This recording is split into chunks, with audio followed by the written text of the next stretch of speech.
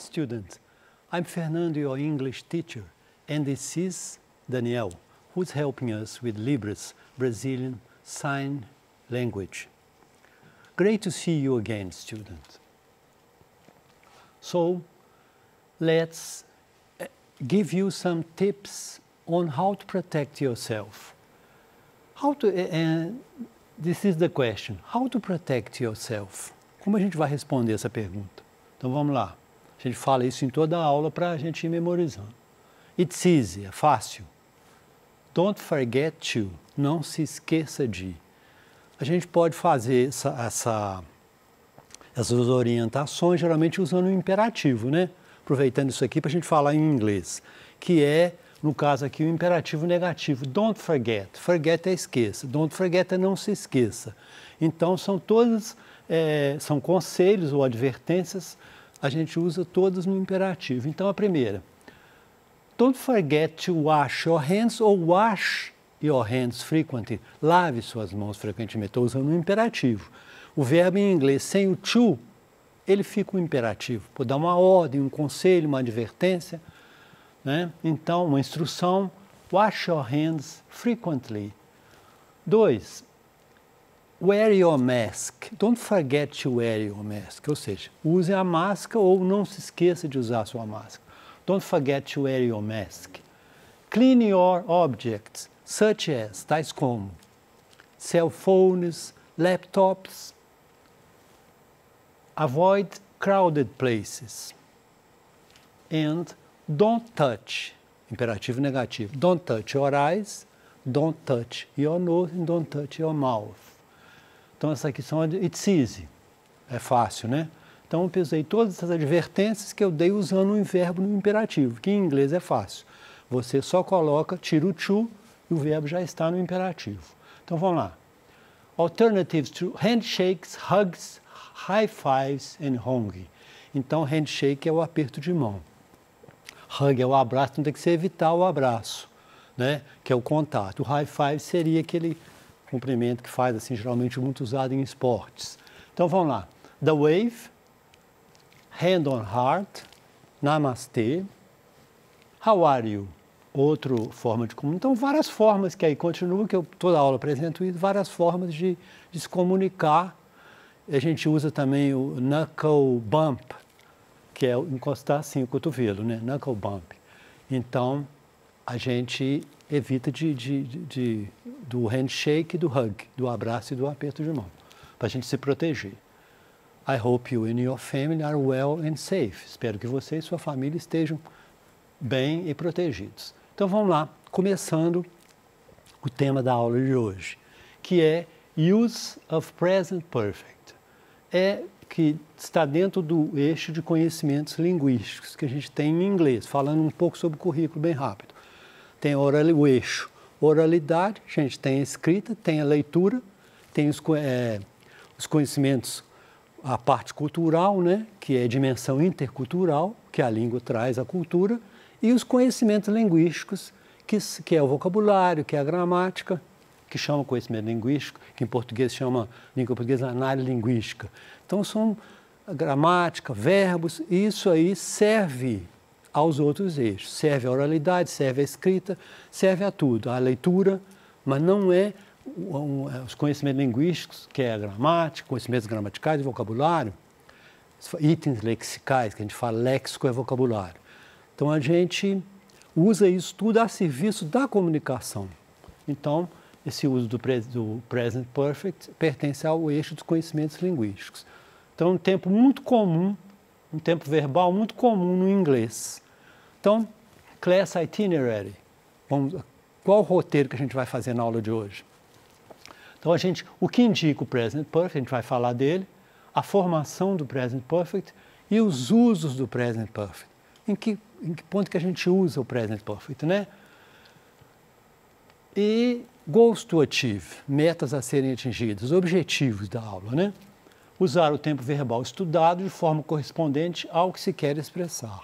Então, essa parte verbal é muito interessante na gramática, no caso aqui, daquele matiz de pensamento exato, aquela mínima expressão que eu quero dizer, qual forma gramatical que eu vou pegar para usar. Então a gente tem que estar muito atento a essa parte. Exatamente. Se eu usar outra forma, eu vou dizer outra coisa. Né? Perceber as diferenças de uso comparadas com o português. Embora a gente não fique muito preso ao português, mas é muito interessante. Como é que a gente usa isso em português? Então eu acho que enriquece também o conhecimento da língua materna. Né? Então, a gente vai começar aqui, que é um tempo muito comum, presente perfeito. Nós não temos esse tempo exatamente em português como no inglês, não. Mas depois eu vou traçar alguns pontos em comum. É um tempo próprio da língua inglesa, tempo verbal, e não tem correspondente. A gente diz as coisas de outra forma. Há pontos de correspondência. Então, vou começar aqui, peguei duas frases. I lost the key. Usei o passado. O simple past, que é o pretérito perfeito, que é o passado. Né? I lost the key. Simple past. E a outra frase, I have lost the key, que é o present perfect. Eu perdi a chave e eu tenho perdido a chave. A gente não faz essa diferença em língua portuguesa. Então, quando eu digo I lost the key, eu perdi a chave, quer dizer que eu perdi a chave o ano passado, mas já achei, não interessa mais, uma coisa que já aconteceu. Perdi, achei, eu encontrei, eu desisti de procurar, uma coisa perdida no passado. A frase segunda, I have lost the key. Eu tenho perdido a chave, que a gente não usa. Em português nós usaríamos a parte de cima. Quer dizer, eu tenho perdido a chave. I have lost the key. Então ele liga o presente, o passado ao presente. Essa segunda frase quer dizer que eu perdi a chave, mas não encontrei ainda. Então uma coisa do passado está impactando o presente. Estou procurando, estou preocupado com essa chave que eu perdi, mas não achei ainda. Então a diferença, essas duas frases são bem, eu escolhi para deflagrar, para alavancar o tema da aula. Dá essa diferença de sentido. Então uma coisa aconteceu, já acabou no passado. E a outra aconteceu no passado, mas eu não encontrei ainda. Tem uma coisa presente, estou procurando, estou preocupado que perdi a chave. Então são duas frases interessantes que clareiam muita coisa do present perfect. Então vamos lá. How to form the present perfect. Como formar o presente perfeito, o present perfect. Então a gente tem, primeiro você vai conjugar o verbo to have no presente. I have, you have, he, she, it has, né? He has, she has, it has, we have, you have, they have. Mais o past participle, o participio passado dos verbos. Então, que a gente sabe qual é? Gone, eaten, been. Participio de go, gone. Participio de to eat, eaten. E participio de been, de be. Então, você diz, I have gone, I have eaten, I have been. E para passar para negativo, você vai colocar o not depois do verbo. I have not, she has not. Na interrogativa, você vai inverter. Have you heard the news? Você vai inverter. Então, é muito importante. Verbo to have, conjugado, o not depois do verbo to have na negativa e na interrogativa você vai inverter. E o participio passado que a gente tem que memorizar dos verbos todos, que eu vou falar agora dele. Então, a gente tem em inglês para decorar verbo, 3 formas, que é o presente, que é o simple, o presente aqui no infinitivo, com to, né? To read, que é o infinitivo. Tem a segunda forma, que é o passado, simple, past simple, que é o read, read e o past participle. Só que aqui a pronúncia é diferente. Então, to read, read, read. Você usa os dois aqui. To ride, rode, ridden. Então, isso aqui é a primeira parte. Isso tem que ser memorizado. To ring, que é tocar a campainha. Ring, rang, rung. Verbo to run, correr. Você vai dizer to run, ran, run. As 3 formas. São verbos irregulares, porque cada hora eles terminam de uma terminação diferente. Aleatória. Say, said, said. É importante a pronúncia também. Say, said, said. See, saw, seen. To see, ver. Vi, que é o passado. Saw, seen. See, saw, seen. Sell, sold, sold. Vamos repetir mais uma vez. To read, read, read. To ride, rode, ridden. To rank, To ring, rang, rung. To run, ran, run. To say, said, said. To see, saw, seen. To sell, vender. Sold, sold. Tá? Então a gente vai usar essa forma aqui, no present perfect. Usar o presente do have mais o particípio passado do verbo em questão. Aqui eu peguei os verbos regulares. To finish, terminar. Finished, finished. To look, looked, looked. A gente vai também pegar uma hora dessa, uma aula para ver a pronúncia do som. Eu só faço muita questão, às vezes, do som correto da pronúncia. Mas isso aqui já tem que ter um outro item de como pronunciar os verbos regular, o ED do passado. To look, looked, to look. To enter, entered, entered. To start, started, started. Então, eu vou pegar essa coluna aqui, que é o terceiro ponto. O past participle. Então, um dos usos que a gente vai falar do present perfect, então a gente aprendeu a formação dele, e é falando de experiências de vida, experiências passadas que às vezes sobre uma vida inteira. Have you ever been to Europe? Estou usando o present perfect, invertido aqui, tá vendo? Ó, o verbo to have, mais o particípio passado, e usei a expressão ever. Ever quer dizer at any time, já. É um já, mas não é um já da vida inteira. Você já foi à Europa? Quer dizer, eu quero saber a sua vida inteira, até o momento. A vida inteira até o momento. Se você já foi à Europa. Em português a gente já não usaria esse tempo. Você tem ido à Europa, a gente não usaria o passado. Você já foi. Então, have you ever been to Europe? Você alguma vez já foi na Europa? A segunda pergunta. How many times have you been to the US? Quantas vezes você esteve? A gente usa o esteve, tá vendo? Have you been to the US? How many times? Quantas vezes se você já foi, você esteve nos Estados Unidos? E o how long, que é muito comum nesse tempo. How long have you been a teacher? Por quanto tempo você tem sido um professor? Tem sido. Aí tem casos que a gente usa que ele coincide com o português. Por quanto tempo você tem sido um professor? A gente já usaria, ou quanto tempo, às vezes até usa o presente em português. Você é o professor por quanto tempo? Ou você tem sido? Então, how long have you been a teacher?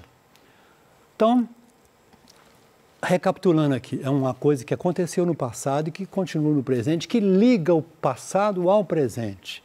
Então, a gente jamais poderá usar o when com o present perfect, porque a gente vai usar o when com o past simple, com o passado. Ó, when did you go to Europe? Então, você pergunta a você, have you ever been to Europe? Você já foi à Europa alguma vez? Igual eu falei, experiência de vida? Sim, já fui, já estive lá. Aí eu vou perguntar, when did you go to Europe? Quando você foi à Europa? Então, o when é usado quando é um tempo específico, que aconteceu naquele tempo. Ah lá, last year, ou 3 years ago, 3 anos atrás. I went there in 2013, ou 2013. Eu estive lá em 2013. Eu estive lá 3 anos atrás. Estive lá o ano passado.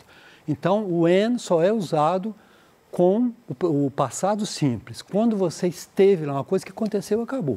Então, aqui, o ano passado, 3 anos atrás, e eu estive lá em 2013. Então, o when nunca pode ser usado com o present perfect. Então, continuando aqui, ó, temos o futuro, a seta indicando para o futuro, o passado e o presente. Então, o present perfect, mais uma vez, ele liga o passado ao presente. Então, vamos lá aqui.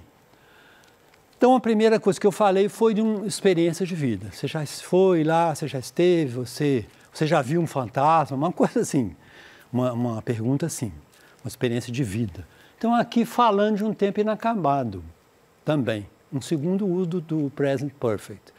Um tempo inacabado, por exemplo, today, hoje, this month, esse mês, this week, essa semana e recently.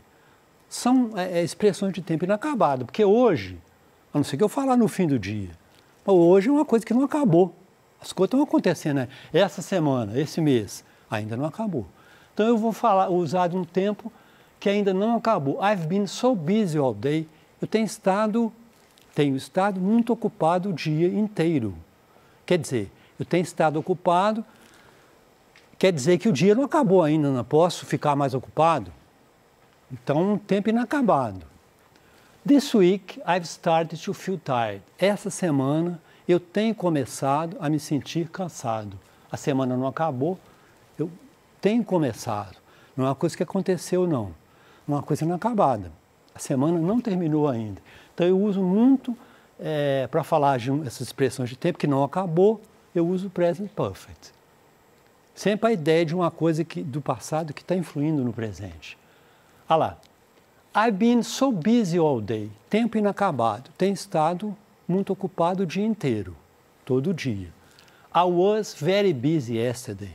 Eu estive ocupado ontem. Tá? Aqui, o dia não acabou. Então, pode ser que ainda apareça mais coisas para me cansar mais. I've been so busy all day. E aqui, o tempo acabado. Acabou o tempo, né? Falando de uma ação que começa no passado e continua no presente, tá? How long, que eu falei, o how long é uma expressão, um interrogativo muito usado com o present perfect. How long have you lived here? How long have you lived here? Por quanto tempo, há quanto tempo a gente usa aquele A com H, né, referindo ao passado. Então, o A com H do passado. Há quanto tempo você mora aqui? I have lived here for 5 years. Eu tenho morado aqui, a gente usa aí no presente. Eu moro aqui há 5 anos. Então, I still live here.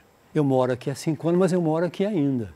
Então, uma ação que começou no passado e ela continua no presente.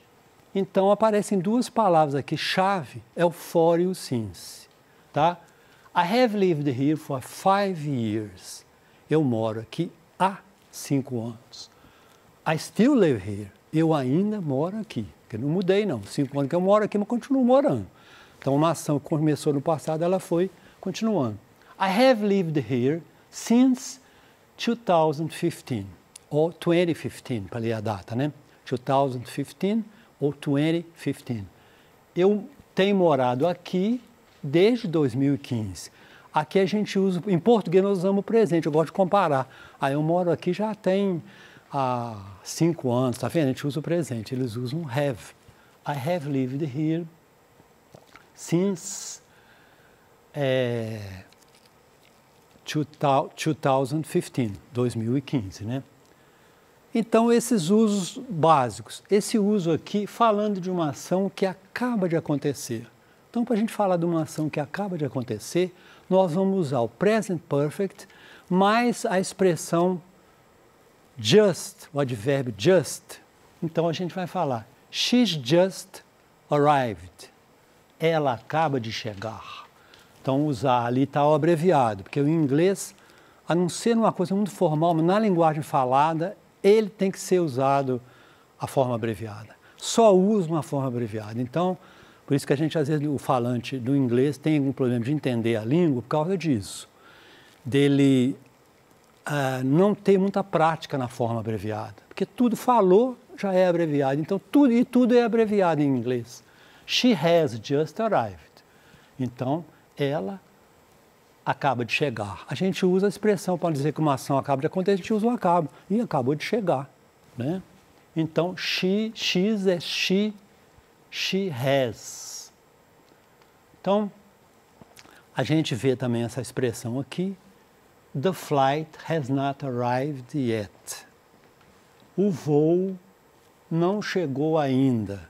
Esse yet é um ainda assim que ele não chegou ainda.